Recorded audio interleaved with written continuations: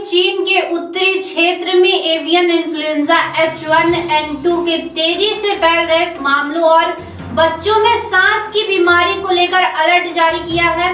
मंत्रालय ने राज्यों को लिखे पत्र में सभी सरकारी और निजी अस्पतालों में बच्चों में निमोनिया के मामलों का तुरंत पता लगाने का निर्देश दिया। अस्पतालों में ऑक्सीजन और बेड की व्यवस्था बेहतर करने को भी कहा गया है।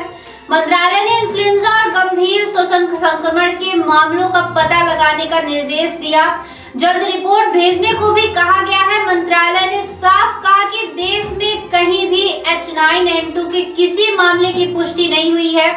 संदिग्ध मरीजों के संबंध में भी कोई जानकारी नहीं है। स्थिति घबराने वाली नहीं है, लेकिन एहतियात के तौर पर जिला और राज्य स्तर पर कड़ी नजर रखने की जरूरत है। केंद्र लगातार निगरानी कर रहा है। अस्पतालों को इस बात पर नजर रखनी चाहिए कि कहीं किसी क्षेत्र में निमोनिया के मामलों में बढ़ोतरी तो नहीं हुई है। बच्चों के साथ साथ किशोरों में भी निमोनिया के मामलों का पता लगाया जाना चाहिए। केंद्रीय स्वास्थ्य सचिव सुधांशु पंत की ओर से जारी पत्र में कहा गया है कि इन्फ्लुएंजा संक्रमण के लक्षण कोरोना वायरस से काफी मिलते जुलते हैं। ऐसे में सभी राज्यों को कोरोना संक्रमण को लेकर पहले से जारी गाइडलाइन का पालन करना चाहिए। उन्होंने राज्यों से एक्शन रिपोर्ट जल्द साझा करने की भी अपील की है। विश्व स्वास्थ्य संगठन ने भारत को भेजे ईमेल में कहा कि चीन में फैले संक्रमण की रोकथाम के तरीके कोरोना जैसे ही है। WHO ने चीन से अतिरिक्त जानकारी मांगी है। बताया जा रहा है कि चीन के इसी इलाके से कोरोना वायरस की शुरुआत हुई थी, जो दुनिया के दूसरे देशों तक पहुंच गया। सर, ये बच्चों में श्वास संबंधी बीमारी के लिए गाइडलाइन जारी हुई है जी। इसके लिए अपने यहाँ क्या तैयारियां की गई हैं? देखिए, ऐसा है कि अभी पिछले दिनों में आपने देखा कि एक चीन में ऐसा न्यूज़ आ रही थी कि जो सांस में तकलीफ के बहुत सारे मामले, बहुत सारे बच्चे और बहुत सारे वहाँ पे पेशेंट्स आए हैं। और पिछले दिनों में हमने कोरोना का एक भयावह स्थिति झेली है। हमारे पूरे देश ने इसको बहुत मजबूती से उसका सामना किया था। और इस सब को देखते हुए सरकार अब कोई भी ढिलाई बरतने के मूड में नहीं है।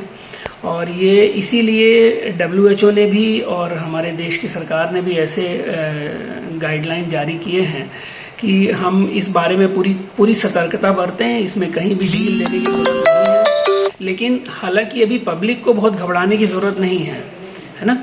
ये वापस से कोरोना का रिसर्जेंस या पुनर्उद्भव नहीं है। वो ऐसा देखा गया है कि जब कोरोना के बाद में बहुत सारे ऐसे दूसरे वायरस हैं, जैसे इन्फ्लुएंजा वायरस है या माइकोप्लाज्मा के निमोनिया है, इनके मामलों में बढ़ोतरी का ये लक्षण हो सकता है। परंतु सरकार ने ऐसा कहा है कि हमको किसी भी तरीके की ढिलाई बरतने की ज़रूरत नहीं है। हम अपने हॉस्पिटल में पर्याप्त मात्रा में बेड्स और ऑक्सीजन और निमोनिया के मरीजों से लड़ने की क्षमता बनाए रखें और कहीं भी किसी भी प्रकार की ढिलाई ना करें।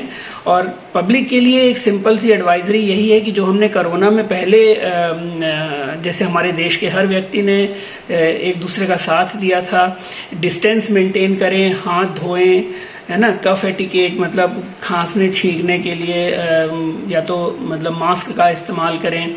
और यानी किसी भी कोई भी अगर निमोनिया या इस सांस के मरीज अगर ऐसे आते हैं फीवर के साथ, तो उसको समय पर डॉक्टर को दिखा लें। अगर ज़रूरत बहुत ज़्यादा बाहर निकलने की ना हो उस मरीज़ के, तो उसको घर पर रखें और उसकी सतत निगरानी करें। बस इतना ही हमें ध्यान देना है।